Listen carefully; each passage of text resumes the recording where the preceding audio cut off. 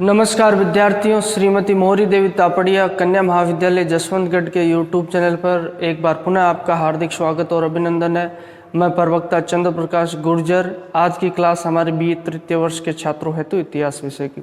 इतिहास विषय के दौरान जो निरंतर हम यूरोपीय व्यवस्था पढ़ रहे हैं, आज हम यूरोपीय व्यवस्था का समापन करने वाले हैं। आज यूरोपीय व्यवस्था की जो अपनी अंतिम क्लास होगी, अगर बात की जाए कॉन्सेप्ट ऑफ यूरोप वाली, जैसा कि हम पढ़ेंगे आज यूरोपीय जो व्यवस्था है उसकी असफलता के कारण है, यानी कि किस तरीके से ये जो इनकी व्यवस्था इनके द्वारा स्थापित की जाती है मित्र राष्ट्रों के द्वारा, वह जो सफल नहीं हो पाती और जो अंत में जो असफल हो जाती, इसके पीछे मूल रूप से कौन से कारण क्या होते हैं, उत्तरदायी होते हैं। इसके अलावा हम यूरोपीय व्यवस्था है उसका जो ऐतिहासिक महत्व बात की जाए, इतिहास में महत्व क्या रहता है, उसके बारे में आज जिक्र करेंगे। जैसा कि पहले तो आपको विधिवत होगा कि यूरोपीय व्यवस्था क्या है। मुझे पता है कि आपको ये बातें तो मैंने पहले ही बता दी है। अगर बात की जाए तो साधारण, अगर शॉर्ट में अगर बात करें हम संक्षेप में, जिस तरीके से नेपोलियन का पतन होने के पश्चात यूरोप में नीति निर्धारण हेतु जो संयुक्त व्यवस्था इनके द्वारा, यूरोप की संयुक्त व्यवस्था स्थापित की जाती है मित्र राष्ट्रों के द्वारा। मित्र राष्ट्रों की अगर बात की जाए तो कौन कौन से देश होते हैं इसमें? ऑस्ट्रिया होता है, प्रशा होता है, रूस होता है और ब्रिटेन होता है। फिर आगे जाके तुम देखोगे जो एक्सला सेपल सम्मेलन के पश्चात जो इसको भी, फ्रांस को भी सम्मिलित कर लिया जाता है। अब ये जो यूरोपीय महाद्वीप में जो प्रमुख राजनीतिक जो निर्णय है जो इन्हीं के द्वारा जो लिए जाते हैं, यही यूरोपीय व्यवस्था कहलाती है। यानी कि इनके द्वारा यूरोपीय समस्याओं को इनके द्वारा जो कहा जाता है, यूरोप की संयुक्त व्यवस्था की स्थापना के तहत कि यूरोप में जो समस्याएं हैं उनका समाधान करने हेतु जो एक तरीके से इनके द्वारा मंच स्थापित किया जाता है, एक तरीके से जो इसे आप पंचायत भी कह सकते, जिसके द्वारा जो समस्याओं का जो मतभेदों को दूर करने का प्रयास किया जाता है। अब मूल रूप से यूरोपीय व्यवस्था की जो असफलता के कारणों में जिक्र किया जाता है, मूल रूप से 5 कारणों में हम इसका जिक्र कर सकते हैं। परस्पर विरोधी हितों का संघर्ष है, जिसके तहत प्रतिक्रिया का साधन है। अगर बात की जाए, इसे माना जाता है छोटे राज्यों की उपेक्षा इसमें की जाती है, इसी कारण यह असफल होती है। आंतरिक हस्तक्षेप की नीति और संगठनात्मक दोष, मूल रूप से ये 5 बिंदु जो इसके लिए उत्तरदायी माने जाते हैं। अगर बात की जाए किसके? यूरोपीय व्यवस्था की असफलता के कारणों के लिए। अब बात करते हैं हम पहले बिंदु की, जो परस्पर विरोधी हितों का संघर्ष। एक तो हम देखेंगे राजनीतिक और व्यापारिक हितों में जो भिन्नता पाई जाती है। मित्र राष्ट्रों में जो ये 5 राष्ट्र होते हैं, इनके राजनीतिक और व्यापारिक हितों में जो भिन्नता कैसे पाई, जैसे तुम देखोगे जो स्पेन के जो कहाँ पे दक्षिण अमेरिकी महाद्वीप में स्थित जो उपनिवेश होते हैं, उन पे जो स्पेन के द्वारा जो दावेदारी की जाती है, पुनः उन पे अधिकार करने का प्रयास किया जाता है, तो उसी समय किसके द्वारा विरोध कर दिया जाता है? ब्रिटेन के द्वारा विरोध किया जाता है और फ्रांस उसका समर्थन करता है। तो ये आपस में जो इनमें मतभेद होते हैं, व्यापारिक जो अगर बात की जाए, व्यापारिक उद्देश्य इनकी बात की जाए, व्यापारिक जो हित है, ये आपस में टकराते, राजनीतिक और व्यापारिक हितों में भिन्नता पाई जाती है। क्योंकि स्पेन तो उन पे जो उपनिवेशों पे अपना अधिकार करना चाहता है, लेकिन ब्रिटेन के द्वारा इसका विरोध किया। ब्रिटेन का मानना था इससे उसको क्या होगा? व्यापारिक नुकसान होगा और ये उसके लिए जो आर्थिक रूप से नुकसानदायी होंगे, तो उसके द्वारा ब्रिटेन के द्वारा जो क्या कर दिया जाता है, स्पेन के द्वारा जो दक्षिण अमेरिका में स्थित उपनिवेशों पर अधिकार करने का प्रयास किया जाता है, बाकी मित्र राष्ट्रों के द्वारा सहयोग किया जाता है। तो उस बात का विरोध ब्रिटेन के द्वारा किया। और यूरोप की संयुक्त व्यवस्था में कौन जुड़ा हुआ है? ब्रिटेन भी जुड़ा हुआ है। तो इस तरीके से इनमें क्या मतभेद उभरने लगते हैं और यही मतभेद आगे जाकर जो क्या करते हैं, असफलता का कारण बनते हैं। जिस तरीके से हमने ये जो यूरोपीय व्यवस्था की स्थापना की जाती है, लगभग देख लोगे तुम 10 सालों तक ये रहती है। 1815 ईस्वी में नेपोलियन का पतन होने के पश्चात इसका जो क्या यूरोपीय संयुक्त व्यवस्था की स्थापना की जाती है और 1825 ईस्वी तक तो ये कार्य करती है। उसके पश्चात भी आगे कार्य 10 वर्षों तक तो इसका बहुत महत्व रहता है। उसके पश्चात भी अगर बात की जाए 1850 ईस्वी तक ये लगभग चलती रहती है। तो ये यूरोपीय व्यवस्था है। इसके तहत जो असफलता के कारण तो व्यापारिक की जो बात की जाए और जो आर्थिक हितों में जो भिन्नता इनके पाई जाती है, इसी कारण से क्या होता है, ये असफल हो जाती है राजनीति। और उसके अलावा जैसा कि हम बात करेंगे, दोनों में टकराव की स्थिति रहती है। जो संवैधानिक राजतंत्र का समर्थन तो कौन करते हैं? इन्हीं में अलग अलग जो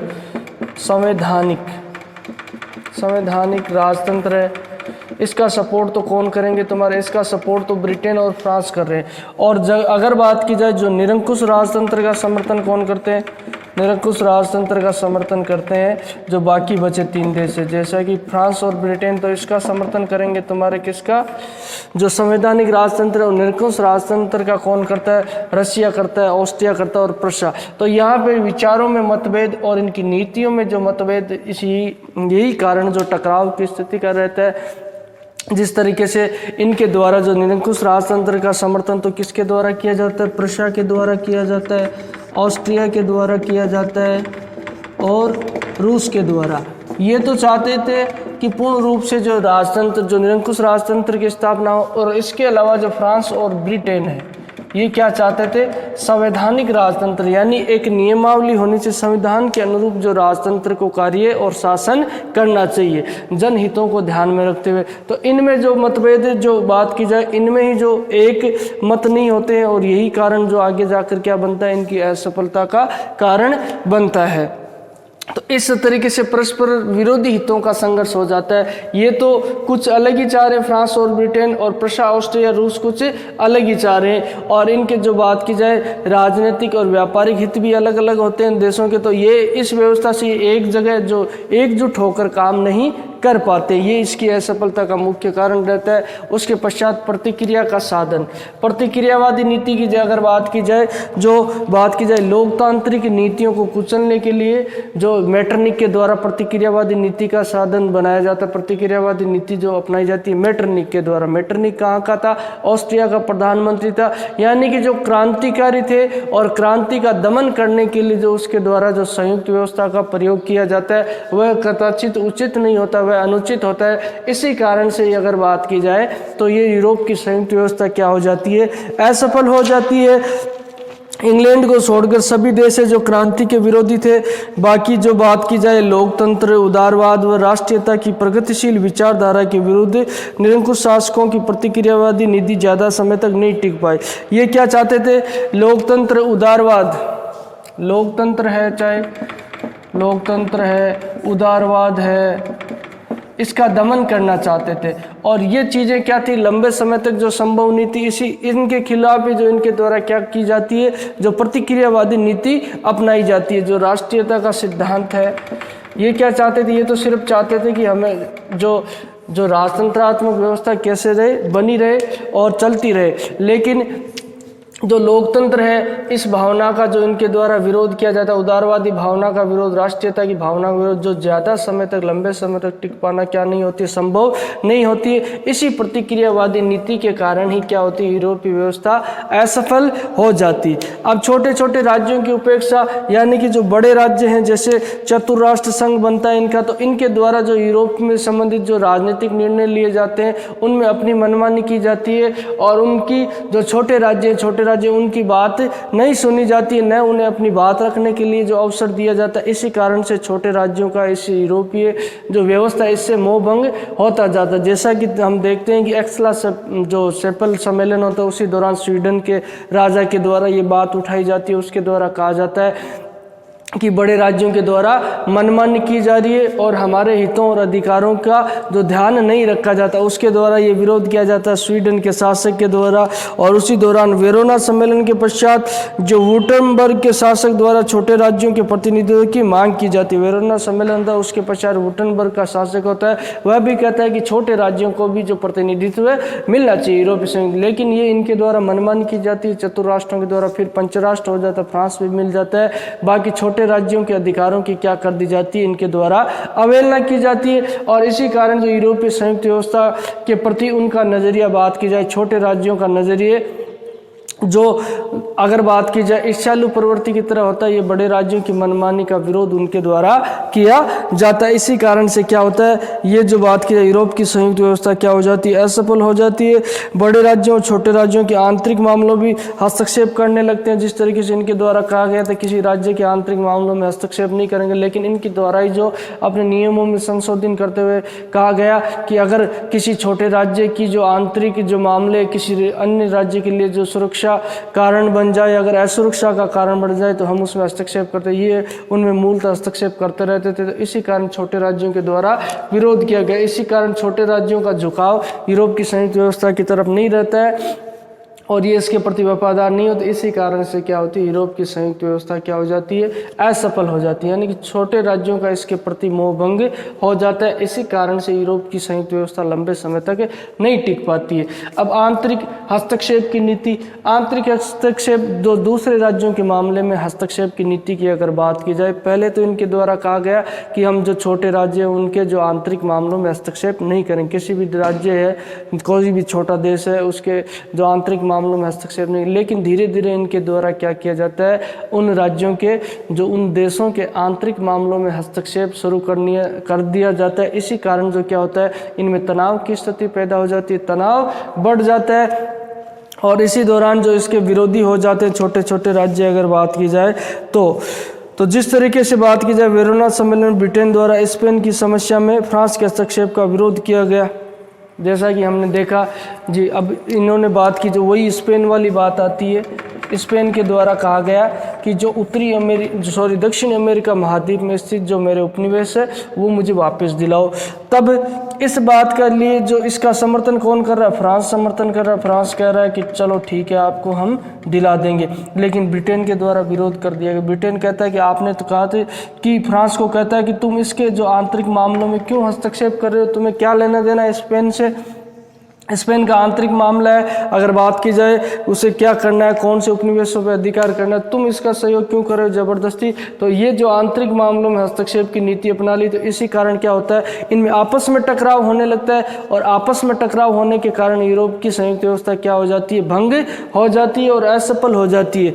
इन्हीं देशों में जो यूरोप की संयुक्त व्यवस्था के जो पूर्णतः आधार होते हैं, उन्हीं राष्ट्रों में जो आपस में क्या होने लगता है, टकरार होने लगती है, जिसके कारण जो इनमें गहरी खाई और दरार पैदा हो जाती है। सेंट पीटर्सबर्ग के सम्मेलन के पश्चात तो ब्रिटेन क्या होता है, जैसा कि हमने पढ़ा लास्ट सम्मेलन होता है सेंट पीटर्सबर्ग वाला, उसमें जो ब्रिटेन संयुक्त व्यवस्था से क्या हो जाता है, अलग हो जाता है और इससे क्या होता है, संयुक्त व्यवस्था जो समाप्त हो जाती है और असफल हो जाती है।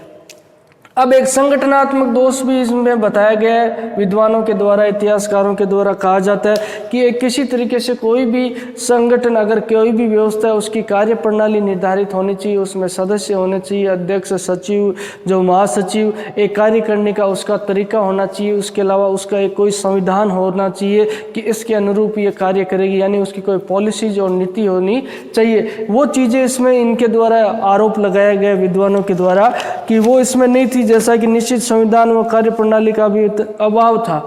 भाई कोई भी संगठन हो, यूरोप की संयुक्त व्यवस्था क्या थी, एक संगठन ही थी जिसमें मित्र राष्ट्र काम कर रहे थे यूरोप में। अब इसमें एक इसका कोई तय होनी चाहिए कि कार्य प्रणाली कैसे होगी, इसकी कार्य प्रणाली तय होनी चाहिए। उसके अलावा इसका कोई संविधान भी होना चाहिए कि किस तरीके से हम काम करेंगे और किस तरीके से इनकी जवाबदारीता होती है। तो ये चीज़ें इसमें नहीं होती है। इनके अभाव के कारण ही कहते हैं कि यूरोप की संयुक्त व्यवस्था असफल हो जाती है। ये कई विद्वानों के द्वारा ये बात भी कही गई है। उसके अलावा जो स्थायी नियम, कार्यालयों एवं कर्मचारियों का अभाव होता है। जैसे तुम देखते हो संयुक्त राष्ट्र संघ वर्तमान समय में तो उसके कार्यालय है नहीं, उसमें काम करने वाले व्यक्ति भी होते, लेकिन ऐसी प्रक्रिया इस वक्त यहाँ नहीं अपनाई गई। इसी कारण से ये संयुक्त व्यवस्था क्या हो जाती है, असफल हो जाती है। सदस्यता संबंधित नियमों का अभाव होता है और सभी राष्ट्रों को सदस्यता नहीं दी गई। अब इसमें सिर्फ ये 5 राष्ट्र ये यूरोप की संयुक्त व्यवस्था को चला रहे हैं। हालांकि इनके द्वारा कहा गया कि छोटे राज्यों के हितों का भी ध्यान रखा जाएगा, लेकिन दूसरे छोटे राज्यों को इसकी जो सदस्यता इनके द्वारा नहीं दी जाती और सदस्यता से संबंधित कोई नियम नहीं होते। सभी देशों को अगर ये जोड़ के चलते यूरोप महाद्वीप के, तब जाके ये सफल होती। लेकिन इनके द्वारा जो दूसरे देशों को तो सदस्यता नहीं दी गई और अपनी मनमानी यहाँ की जाती है। इसी कारण से क्या होती है, यूरोप की संयुक्त व्यवस्था क्या हो जाती है, असफल हो जाती है। ये चाहे भले ही असफल हो जाती है, लेकिन उसके कुछ न कुछ ऐतिहासिक महत्व रहते हैं जिसके बारे में हम जिक्र करें। तुम भी इससे जो खुद जो स्वतः ही इसका मूल्यांकन कर सकते हो। हालांकि ये असफल हुई, लेकिन कुछ हद तक तो अपने लक्ष्यों को हासिल करने में ये सफल होती है। कुछ हद तक इसके द्वारा जो अपने उद्देश्य प्राप्त करने में सफल। जिस व्यवस्था से अगर बात की जाए, जिस उद्देश्यों और लक्ष्यों से यूरोप की संयुक्त व्यवस्था की स्थापना की जाती है, उसको प्राप्त करने में कुछ हद तक ये सफल होती है। जैसा कि यूरोप में शांति व्यवस्था कायम करने के लिए दोबारा से किसी तरह के जो युद्ध वगैरह न हो और यूरोप की शांति भंग न हो। तो इसमें बात की जाए तो ये लंबे समय तक यूरोप में जो युद्धों को रोकने में क्या होती है, सफल होती है। अगर 1815 ईस्वी से लेकर जो 44 तक 49 ईस्वी तक जो बीच में यूरोप में जो कोई बड़ा जो युद्ध नहीं होता है, सिर्फ छिटपुट घटनाएं और विद्रोह होते रहते हैं, तो एक तरीके से ये सफल रहती है। और ये पहला प्रयास था, बहुत अच्छा प्रयास था कि जो समस्याओं का समाधान करने के लिए इनके द्वारा जो एक मंच पे एकत्रित होकर प्रयास किया गया और बातचीत के माध्यम से समस्याओं का समाधान करने का प्रयास किया गया। और बाकी जो इनके द्वारा अच्छी मिसाल पेश की गई, बात की जाए यूरोप महाद्वीप में अच्छी मिसाल पेश की जाती है। और यही मिसाल आगे जाकर तुम देखोगे, इसी मिसाल से जो राष्ट्र संघ का निर्माण होता है और उसके पश्चात जो वर्तमान समय में जो संयुक्त राष्ट्र संघ है उसका निर्माण होता है। ऐसी अंतर्राष्ट्रीय संस्थाओं का निर्माण करने का जो प्रयास इनके द्वारा किया जाता है, जिनमें आपसी सहयोग की भावना रहती है। और यही जो वर्तमान समय में जो विश्व बिरादरी के सामने अगर बात की, संयुक्त राष्ट्र संघ ऐसा मंच है जहाँ पे हर देश को बात रखने की, जो बात की जाए अवसर मिलता है बात रखने का, तो ऐसे मंचों की स्थापना करने का प्रयास इनके द्वारा किया जाता है। ये इनकी बहुत बड़ी उपलब्धि होती है अगर माना जाए तो। प्रथम बार अंतर्राष्ट्रीय सहयोग व शांति का प्रयास किया जाता है, ये बहुत बड़ी उपलब्धि रहती है। और उसके अलावा जो 1815 से 44 तक यूरोप की शांति व्यवस्था बनी रहती है, ये इसकी उपलब्धि रहती है। अंतर्राष्ट्रीय भावनाओं का विकास, विचार विमर्श द्वारा समस्याओं का सुलझाने का प्रयास इनके द्वारा प्रथम प्रयास किया जाता है। यानी कि अंतर्राष्ट्रीय भावनाएं विकसित होती है और इसी से जो समस्याओं का समाधान करने के लिए विचार विमर्श इनके द्वारा किया जाता है। ये अच्छी पहल इनके द्वारा शुरू की जाती है। कुछ हद तक बात की जाए, ये असफल होते हुए भी जो सफल तो रहती है, कुछ हद तक इसके द्वारा अपने उद्देश्य और लक्ष्यों को हासिल कर लिया जाता है।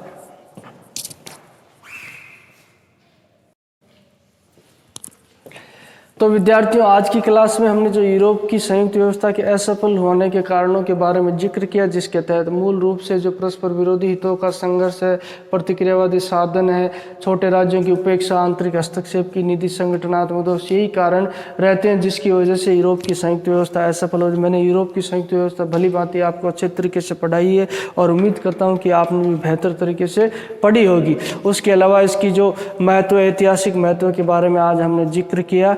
और आज ये जो यूरोप की संयुक्त व्यवस्था समाप्त हो जाती है, उसके पश्चात जो अगली क्लास में जो हम इटली और जर्मनी के एकीकरण को पढ़ेंगे। उम्मीद करता हूँ कि आपको बेहतर तरीके से समझ में आया होगा। फिर भी किसी तरह की आपको शंका और समस्या हो तो आप जो अपने जो शैक्षणिक व्हाट्सएप ग्रुप प्लेटफॉर्म है उसके माध्यम से अपनी बात मुझ तक पहुँचा सकते हो। और आपकी कोई किसी तरह की राय हो, सुझाव हो, तो भी आपके सुझाव भी आमंत्रित है। तो मैं उम्मीद करता हूँ कि आप घर पर भी नियमित और सुचारू रूप से अध्ययन कर रहे होंगे। तो आज की क्लास के लिए बस इतना ही और बाकी पढ़ेंगे अगली क्लास में। तो सभी विद्यार्थियों का एक बार पुनः बहुत बहुत धन्यवाद।